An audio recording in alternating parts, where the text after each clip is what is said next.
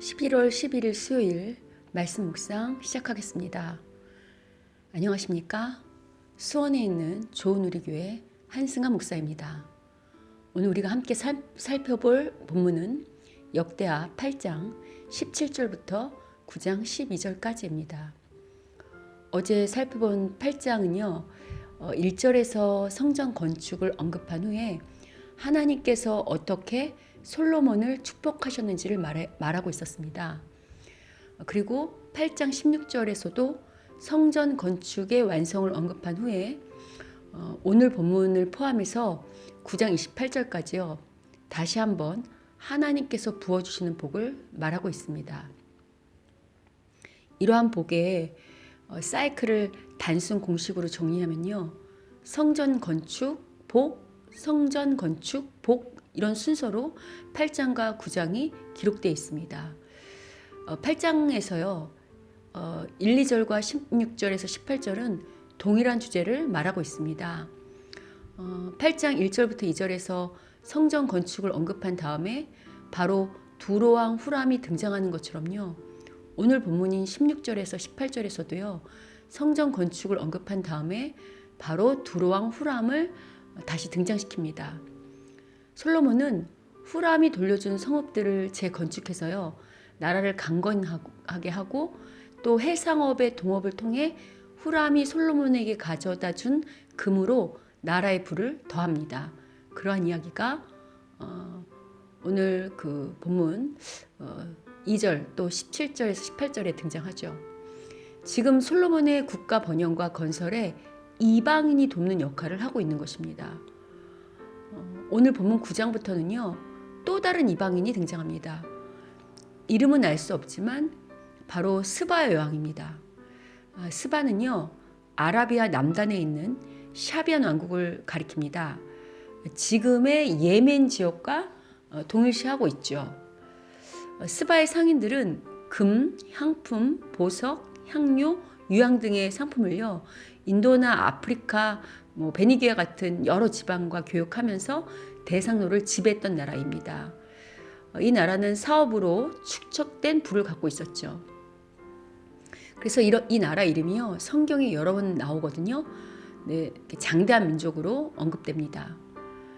스바의 여왕은 낙타를 타고 무려 1920km나 되는 거리를 여행한 끝에 솔로몬을 방문합니다. 사막의 여왕과 당대 최고의 지혜자이며 부귀영화를 누리는 명성을 지닌 솔로몬과의 만남은요. 마치 오늘날 유명한 국가 원수들의 만남처럼 큰 뉴스거리가 되었을 것입니다.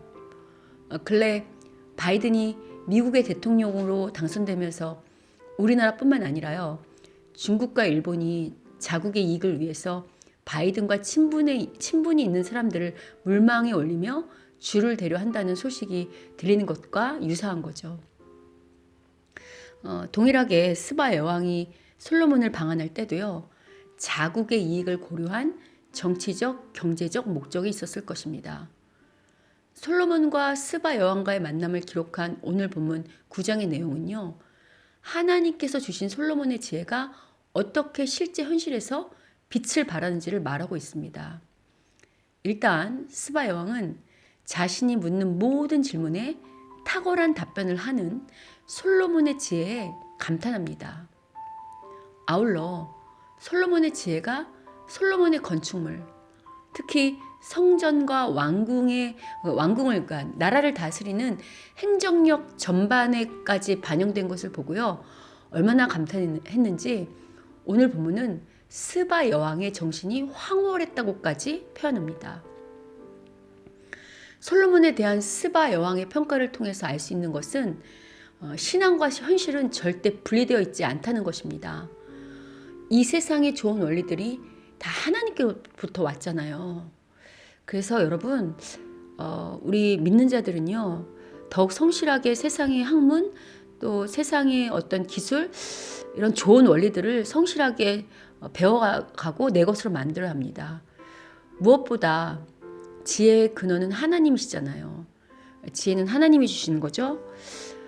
그래서 여러분 영성이 있다는 것은요. 병을 고치거나 미래를 예측하는 어떤 신비하고 기적적인 것을 말하는 것이 아닙니다. 이런 것들은 하나의 은사입니다. 정말 영성이 좋은 것은요, 오랜 세월 하나님을 신실하게 섬김으로 하나님 닮은 성품으로 또 하나님 닮은 지혜로 내가 발딛고 사는 그 현실에서 그 실력을 발휘하는 것을 참된 영성이라고 하는 것입니다. 이제 스바야 왕은 소문으로만 듣던 솔로몬의 지혜와 명성이 사실일 뿐만 아니라요, 오히려 솔로몬의 소문은 솔로몬의 진짜 실력의 절반도 미치지 못한다고 칭송합니다. 솔로몬과 같은 지혜자를 왕으로 둔 이스라엘 백성이 참으로 복되고 복되다고까지 말하고 있죠. 무엇보다 앞서 언급한 것처럼요, 믿는 자들이 어떤 영성을 지녔는지 세상 사람들도 다 압니다. 오늘 본문의 업적을 본 스바 여왕 역시 그 업적이 사람으로부터 나온 것이 아님을 압니다. 그래서 스바 여왕이요, 솔로몬의 배후에 계신 하나님을 송축하며 찬양하고 있지 않습니까? 이처럼 하나님과 솔로몬을 찬양한 스바 여왕은 금 120달란트와 많은 향품과 보석을 솔로몬에게 선물합니다. 여러분, 요새 금값이 상당히 비싸다고 하는데 시세가 어떻게 되죠? 여러분, 금 한 달란트를 현대 시세로 하면요, 약 20억 원이라고 합니다. 그런데 지금 그 20억 원이나 하는 한 달란트가 아니라 그러한 금을 120달란트나 선물했다 하니 참으로 어마어마하죠. 비록 스바 여왕이 솔로몬에게 예물을 주었지만요, 이 예물을 솔로몬에게 줄 때는 하나님께 드리는 심정으로 드렸을 것입니다. 오늘 본문은 이처럼 솔로몬이요, 이스라엘뿐만 아니라 이방 사람들까지, 말하자면 온 땅에, 온 세계에 하나님의 영광을 드러내고 있음을 강조합니다. 또 솔로몬으로 인해 솔로몬이 어떤 좋은 영향력을 미치고 있다는 거죠. 역대기 저자가 이렇게 두로왕 후람뿐 아니라요, 스바 여왕과 같은 이방의 왕들까지 솔로몬을 칭송하는 장면을 많은 분량에 걸쳐서 자세하게 설명하는 목적이 무엇일까요? 지금 이 역대기의 말씀을 듣는 재건 세대인 이스라엘은요, 비록 바벨론이라는 이국 땅에서 생활하다 돌아왔지만 설사 거기서 태어났다 할지라도요, 어릴 때부터 하나님을 예배하는 영적 공동체입니다. 따라서 이스라엘 사람이라면요, 마치 우리 대한민국 사람들이 그것이 뭐 사실인지 아니지만 우리나라의 시조가 단군에서 단군 신화를 다 아는 것처럼요, 자신들의 시조, 즉 조상인 아브라함을 다 압니다. 좀 더 엄밀하게 말하면요, 아브라함을 안다기보다 아브라함과 약속하신 하나님의 약속을 알죠. 여러분, 창세기 12장에 보시면요, 하나님은 이스라엘의 조상인 아브라함에게 땅, 민족, 복의 근원이 될 것이라는 세 가지 약속을 하십니다. 지금 역대기 저자는 포로로 돌아온 이스라엘에게 하나님께서 약 1500년 전에 아브라함과 하셨던 그 축복의 약속을 지금껏 계속해서 지키실 뿐만 아니라 솔로몬 시대에는 더 크고 넓게 그 약속을 확장시켜서 더 큰 축복으로 임하고 계시다고 말하는 것입니다. 무엇보다 하나님께서 아브라함을 축복의 통로로 부르셨거든요. 그게 바로 복의 근원이 될 거라는 그 약속이에요. 아브라함이 축복의 통로가 되어서, 복의 근원이 되어서요, 아브라함이 축복하는 자는 하나님이 축복하시고 아브라함이 저주하는 자는 하나님이 또 저주하시겠다는 어마무시한 약속을 하십니다. 오늘 본문은 그 어떤 약속보다 이 축복의 통로에 대한, 그러니까 즉 복의 근원에 대한 약속이 성취되었음을 강조합니다. 하나님이 아브라함을 통해 이 땅에 이스라엘이라는 나라를 세운 목적은요, 단지 아브라함이나 그의 후손인 이스라엘만 잘 먹고 잘 살기 위함이 아닙니다. 아브라함과 그의 후손인 이스라엘이 복의 근원이 되어서 아직 하나님을 모르는 모든 나라와 민족까지 하나님을 알게 하고 그들이 하나님을 믿어서 그들 역시 하나님의 복을 받게 하는 그런 통로가 되기 위한, 축복의 통로가 되기 위해서 이스라엘을 세우셨습니다. 지금 오늘 역대기 오늘 본문은요, 이러한 하나님의 약속의 성취가 지금 솔로몬 시대에 아주 엄청나게 확장되어 이루어지고 있다고 말하고 있는 것입니다. 여러분 생각해 보십시오. 스바 여왕이 많은 향품과 보석뿐 아니라 한 달란트에 20억이나 하는 그 120달란트를 괜히 솔로몬에게 선물했겠습니까? 지금 스바 여왕은 한 국가를 다스리는 왕입니다. 그만큼의 예물을 줘도 아깝지 않을 만큼 얻어가는 정치적, 경제적 아이디어나 그 밖에 어떤 복된 것들이 있기 때문에, 그래서 그렇게 아낌없이 얻는 게 있기 때문에 그런 예물을 주지 않았겠습니까? 더군다나요, 스바 여왕이 오늘 하나님을 찬양하면서 고백한 그 8절과 7절에서요, 스바 여왕이 솔로몬을 통해 하나님이 어떤 분이신지를 제대로 경험했음을 알 수 있습니다. 여러분, 솔로몬의 죄는 하나님께로부터 나왔다고 했죠.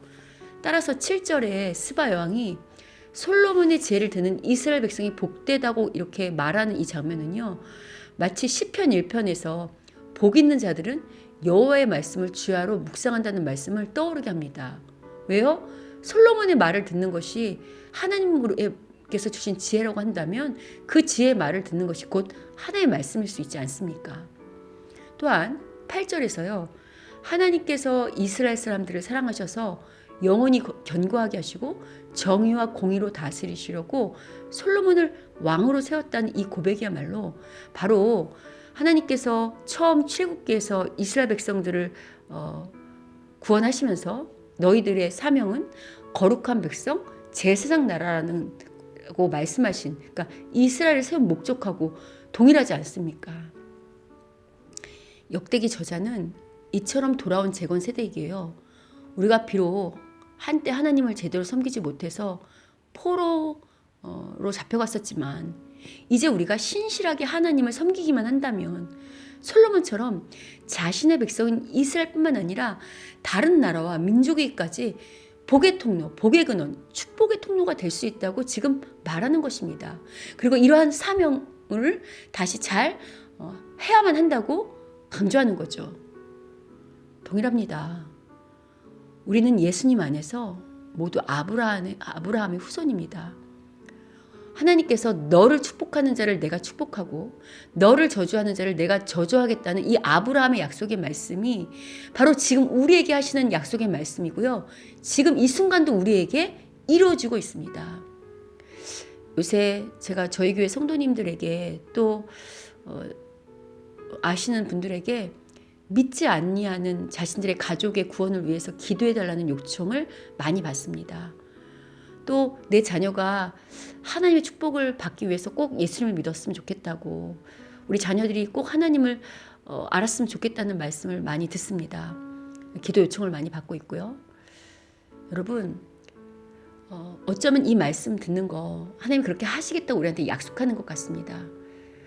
지금 하나님께서 그 일을 어떻게 하시겠다고 하냐면 먼저 믿은 나를 통해서 하시겠다고 오늘 말씀으로 우리에게 축복의 약속을 하시는 것입니다. 그런데 조건이 있습니다. 먼저 솔로몬처럼요, 내가 먼저 마음과 뜻과 정성을 다해 하나님을 온전히 섬기고요, 하나님의 공의와 정의대로 살아갈 때요, 나를 축복하는 자를 하나님께서도 축복하실 것이며 나를 저주하는 자를 하나님께서 저주하실 뿐만 아니고요, 오늘 우리가 기도하는 우리의 가족들, 내 자녀들, 또 내 모든 지경들에게 내가 복의 근원이고 축복의 통로가 되어서 그들에게 하나의 복이 임하게 하는, 그들의 구원의 복과 생명의 복과 또 오늘 솔로몬에게 주셨던 그런 복을 누리게 하는 우리가 그런 복의 통로가 될 것입니다.